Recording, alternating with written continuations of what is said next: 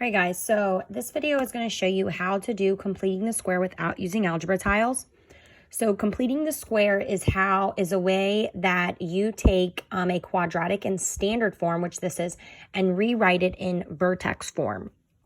So first things first, I'm just going to identify the A, the B, and the C in my equation. So step one for completing the square is to move your C value to the other side of your equal sign. So here's my equal sign. If my C value is a positive 3, to move it over, I'm going to subtract 3 from both sides of my equal sign. All right, so this will bring down your negative 3, and then I haven't done anything to x squared or 6x, so I'm going to bring those down. So x squared plus 6x, which equals negative 3. All right, from here, step 2, you kind of have to do a little formula here. So your formula is you take your B value, you divide it by 2, and then you square it.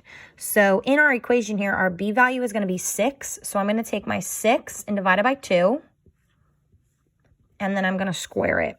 So since 6 divided by 2 is 3, and then I square that, 3 squared actually equals 9.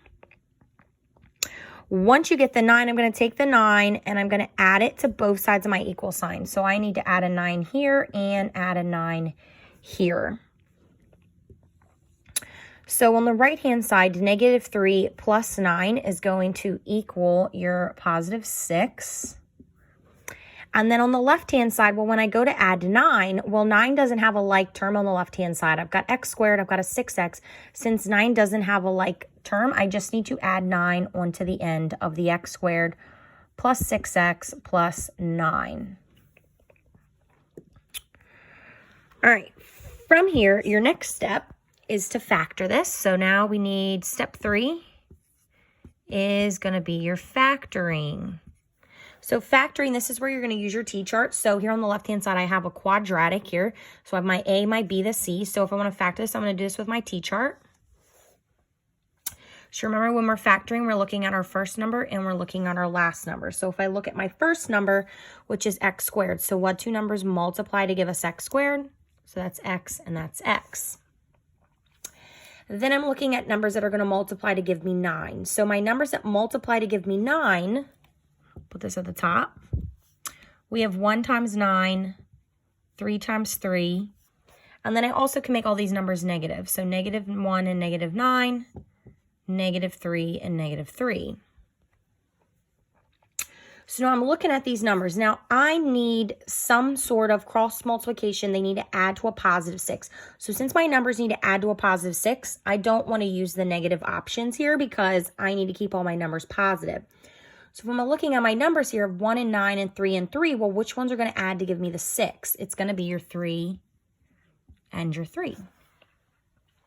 So from here, what this tells me is that the factors of x squared plus 6x plus 9 are x plus 3 and x plus 3. And remember, my whole equation still equals the 6, so I just need to bring down my 6. Now, when I get here, I'm going to see every single time you do completing the square, these two factors should be the same exact thing. So I got x plus 3 and x plus 3. They're the same exact thing. If you get two different factors, then somewhere in your problem, you're going to have a mistake. So go back and check over your work.